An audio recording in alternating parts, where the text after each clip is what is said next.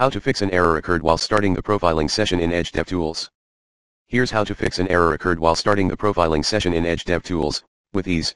Step 1, open the Run dialog box, Windows and R, type services.msc. In the box. Step 2, locate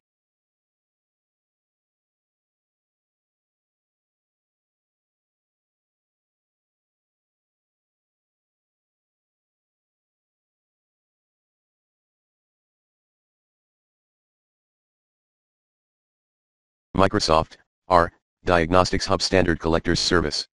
Step 3, restart the Microsoft R Diagnostics Hub Standard Collector Service, right-click. Step 4, open a new tab, navigate to your own page, and press the F12 key on your keyboard. For more info, see